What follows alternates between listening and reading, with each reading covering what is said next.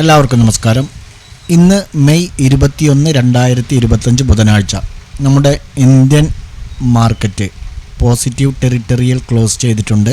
82,021 എന്ന ഇൻട്രാഡേ ഉയർന്ന high create ചെയ്തതിന് ശേഷം 410 പോയിൻ്റ് പോസിറ്റീവിൽ 81,596 സെൻസെക്സ് ക്ലോസ് ചെയ്തിരിക്കുന്നത്. നിഫ്റ്റി ആണെങ്കിൽ 129 പോയിൻ്റ് പോസിറ്റീവിൽ 24,813 ക്ലോസ് ചെയ്തു. സെൻസെക്സിൽ രജിസ്റ്റർ ചെയ്ത 30 സ്റ്റോക്കുകളിൽ 24 എണ്ണവും ഇന്ന് പോസിറ്റീവിലാണ് ക്ലോസ് ചെയ്തിരിക്കുന്നത്.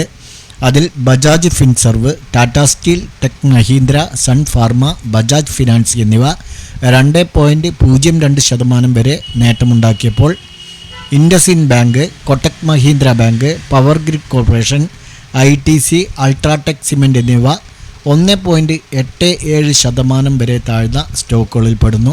ബ്രോഡർ മാർക്കറ്റിൽ നിഫ്റ്റി മിഡ് ക്യാപ്പ് 100 0.78%, അതേപോലെ സ്മോൾ ക്യാപ്പ് 0.38% പോസിറ്റീവിൽ ക്ലോസ് ചെയ്തിട്ടുണ്ട്. കൺസ്യൂമർ ഡ്യൂറബിൾസ് ഒഴികെ മറ്റെല്ലാ സെക്ടറൽ ഇൻഡെക്സുകളും ഗ്രീനിൽ ക്ലോസ് ചെയ്തു. നിഫ്റ്റി റിയാലിറ്റി 1.72%, അതുപോലെ ഫാമ 1.25% ഗ്രീനിൽ ക്ലോസ് ചെയ്തിട്ടുണ്ട്. ഇന്ത്യ വിക്സ് 0.92% ഉയർന്ന് 17.55 ക്ലോസ് ചെയ്തു. നിഫ്റ്റിയെ സംബന്ധിച്ചിടത്തോളം ഇന്ന് പ്രീവിയസ് സെഷൻ്റെ പരിധിക്കുള്ളിൽ തന്നെയാണ് ട്രേഡിംഗ് നടന്നിട്ടുള്ളത്.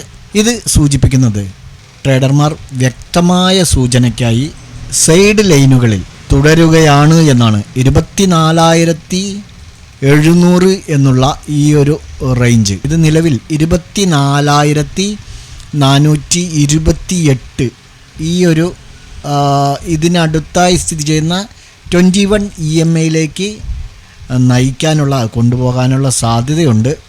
മൊത്തത്തിൽ നിഫ്റ്റി 25,000 താഴെയായി തുടരുന്ന ഒരു ബെയറിഷ് സെൻറ്റിമെൻ്റ് ആയിരിക്കും എന്നാണ് പ്രതീക്ഷിക്കുന്നത്.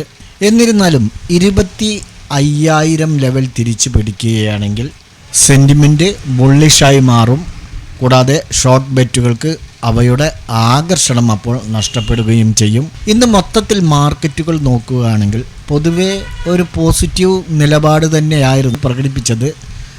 എങ്കിലും മൊത്തത്തിലുള്ള ഒരു സെൻറ്റിമെൻറ്റ് ഒരു നാരോ റേഞ്ചിനകത്ത് ഒതുങ്ങി എന്ന് വേണം കരുതാനായിട്ട്.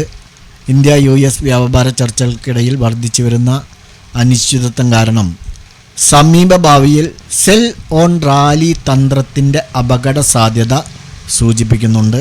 താരിഫ് യുദ്ധത്തിൻ്റെ ആ ഒരു ഉയർന്ന ഘട്ടത്തിൽ ഇന്ത്യക്ക് തുടക്കത്തിൽ പ്രതീക്ഷിച്ച നേട്ടങ്ങൾ ലഭിക്കില്ല എന്ന ധാരണ വളർന്നു വരുന്നുണ്ട്. അതിനുശേഷം അത് കുറയുകയും ചെയ്തിട്ടുണ്ട്.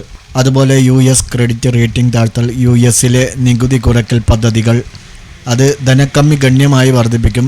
അടുത്ത മാസം വരാനിരിക്കുന്ന ഫെഡ് മീറ്റിൽ അതിൻ്റെ സ്വാധീനം എന്നിവയെക്കുറിച്ചുള്ള മൊത്തത്തിലുള്ള ആശങ്കകൾ കാരണം FIers നെറ്റ് സെല്ലർമാരായി താൽക്കാലികം മാറിയിട്ടുണ്ട്.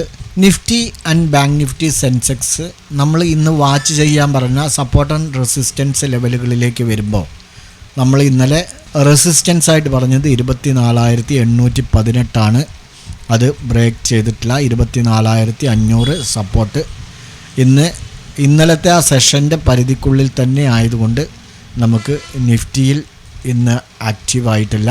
ബാങ്ക് നിഫ്റ്റി 55,100 അതും നമുക്കൊന്ന് ആക്റ്റീവായിട്ടില്ല. 54,440 സപ്പോർട്ട്. സെൻസെക്സ് പ്രത്യേകിച്ച് നമുക്ക് നോക്കേണ്ട ആവശ്യമില്ല. 81,770 മുകളിലാണ് റെസിസ്റ്റൻസ്.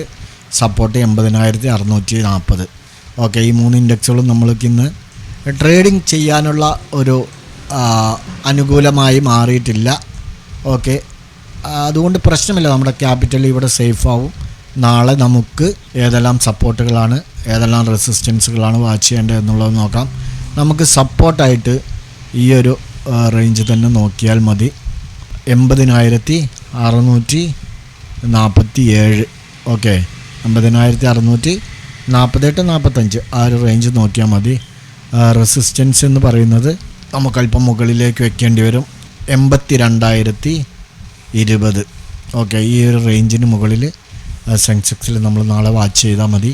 അതുപോലെ നിഫ്റ്റിയിൽ നമുക്ക് സപ്പോർട്ട് 24,500 തന്നെയാണ് വാച്ച് ചെയ്യേണ്ടത്. എന്നാൽ നമുക്ക് റെസിസ്റ്റൻസ് ആയിട്ട് ഈ ഒരു റേഞ്ചിലേക്ക് കൊണ്ടുവന്ന് വയ്ക്കാം 24,950. ഓക്കെ, അപ്പോൾ നിഫ്റ്റിയിൽ നമുക്ക് ഇങ്ങനെ വാച്ച് ചെയ്യാവുന്നതാണ്. ബാങ്ക് നിഫ്റ്റിയിലേക്ക് വരുമ്പോൾ റെസിസ്റ്റൻസ് ലെവൽ നമുക്ക് 55,350. ഓക്കെ, 55,350 മുകളിൽ വാച്ച് ചെയ്യാം. സപ്പോർട്ട് 54,445. അപ്പോൾ ഈ 3 ഇൻഡെക്സുകളും നിങ്ങളുടെ ട്രേഡിംഗ് പ്ലാറ്റ്ഫോമിൽ ആഡ് ചെയ്ത് നാളെ ഈ സപ്പോർട്ട് ആൻഡ് റെസിസ്റ്റൻസ് ലെവലുകൾ ബ്രേക്ക് ഔട്ട് ചെയ്യുന്നുണ്ടോ എന്നുള്ളത് നോക്കുക.